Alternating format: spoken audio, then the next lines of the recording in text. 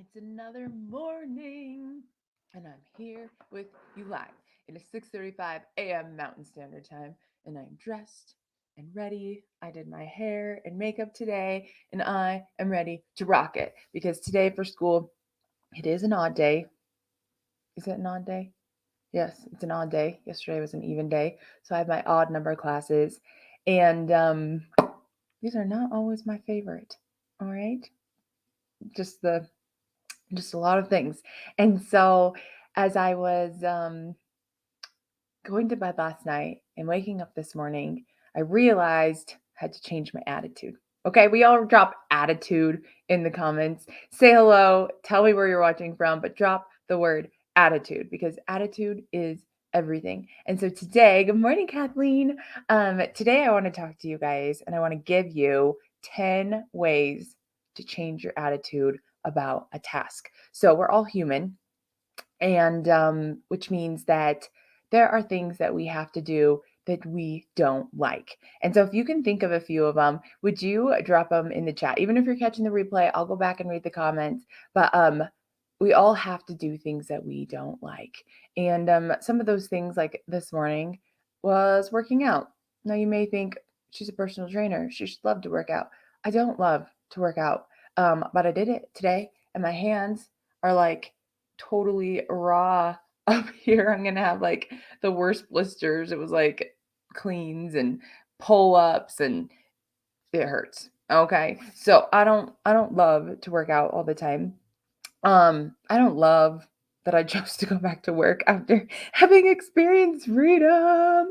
I don't love that. I don't love to eat healthy all the time. I don't love to have responsibilities and being a parent and being a wife all the time, right? Like okay, laundry. Yes, thank you.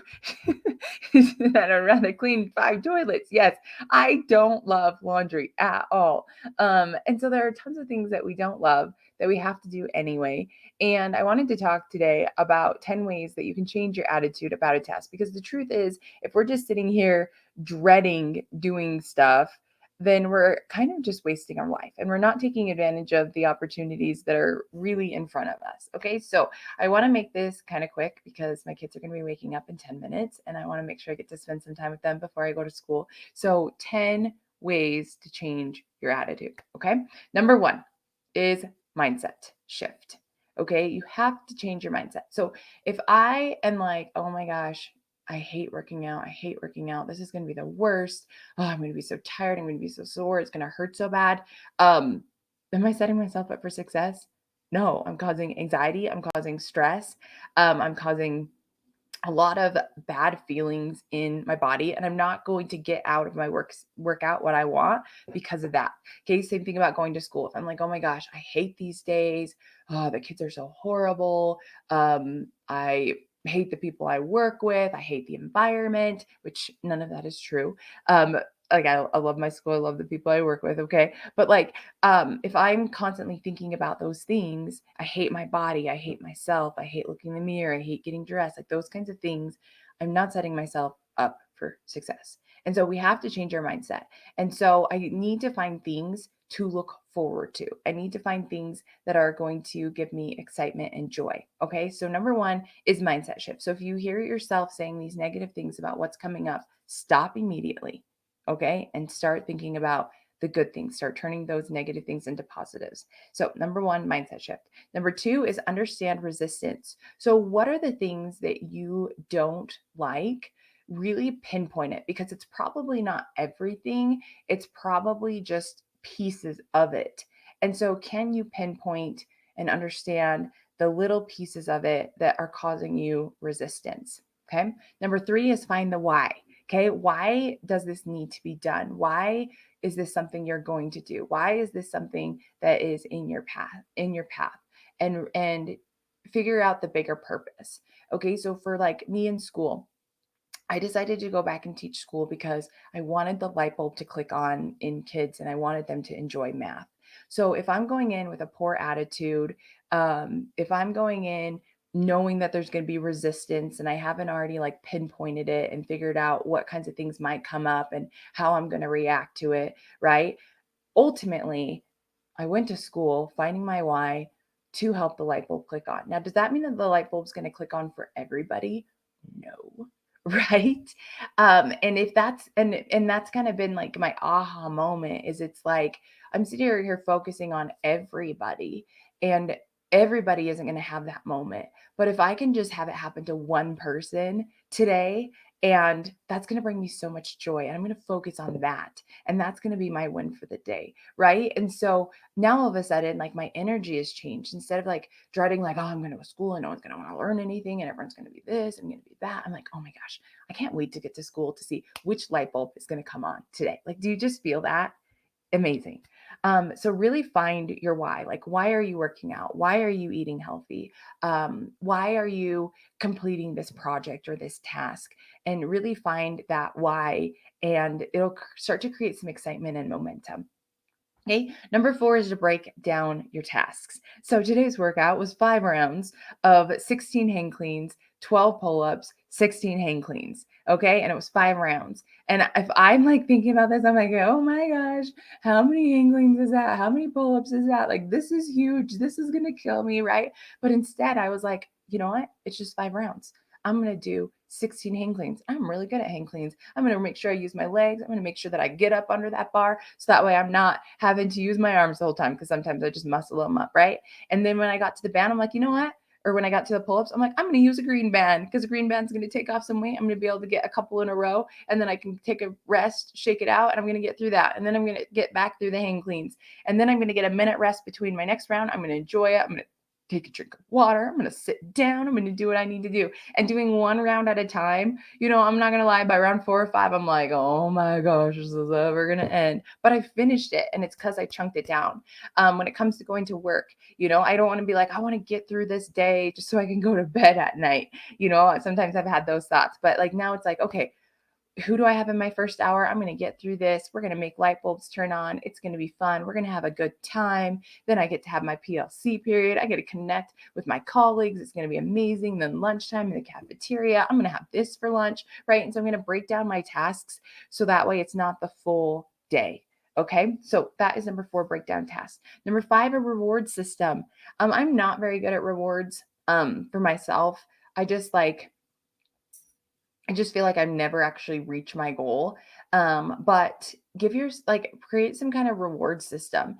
And whether that is something that like you purchase for yourself, or whether it's time that you give yourself, or even just like celebrating yourself online or with friends. Like, go home on your way home from work today and buy yourself a cake from Smith's, one of those little sizes that are individual size. I don't know if they're supposed to be individual sizes. I eat the whole thing, but go buy yourself like a cake on your way home from work and be like, man, I had a good attitude today. I'm going to celebrate myself. Okay. So that's number 5. Create some kind of reward system for when you accomplish what you said you're going to do. So maybe my goal is to turn on 5 light bulbs today at school, and I'm going to be like looking for those, right? And so then when I like get done with school, I'm like, man, it was a successful day. I like helped 5 people have an enjoyable experience in high school math class. Like, this is amazing. I finished my workout today. I'm going to have a donut for breakfast, whatever you want to do for your reward system.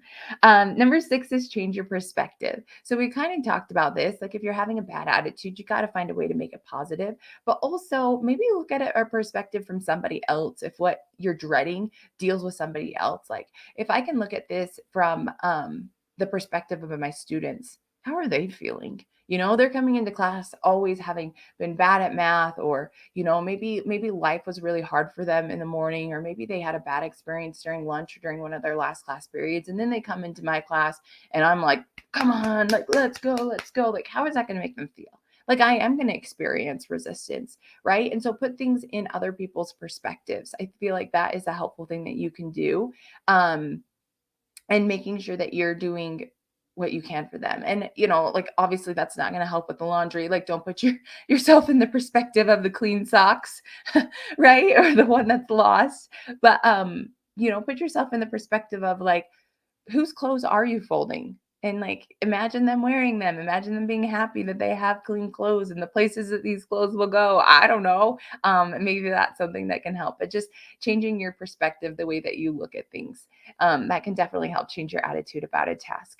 Number 7 is mindfulness and acceptance. There are some things that we have to do that we just can't change. And you may just dread it, and it just may be what it is, right? And so mindfulness and acceptance of that is okay. And then as I was like finding like these tips and wanting to put my own spin on it, I also thought of like the word acceptance made me think of expectation, and so maybe like mindfulness and acceptance is important, but also what's your expectation of this task? Like, what do you want to get out of it? What do you want to gain from it? I think that that's pretty powerful too. And then that way you can turn these tasks that you have to do into something that grows you as a person. I absolutely love that one.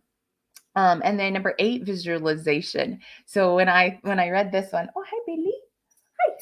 Bailey wants to say good morning. Hi, sweet girl.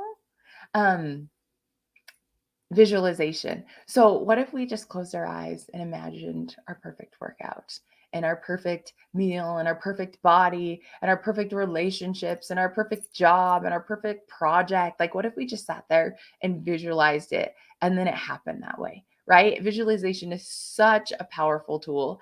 And so, just like if there is something that you're really not looking forward to, close your eyes and imagine it happening perfect. Imagining it happening in a way that just like brought you so much joy.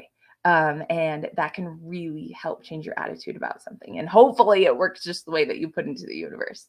Number 9 is to seek support. This is really important in seeking positive support because when I first started teaching, when was this? Back in 2009 when I first started teaching, I never went into the faculty room for lunch because I was told that all they do is complain, and like you just don't want to be there. You just want to make sure that you keep to yourself.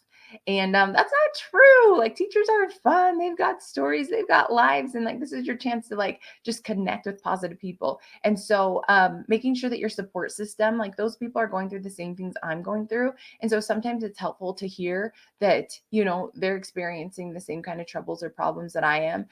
If you go to a gym, I always loved going to the CrossFit gym because that community was just amazing. That support, they push you and they're like, you can go one more rep.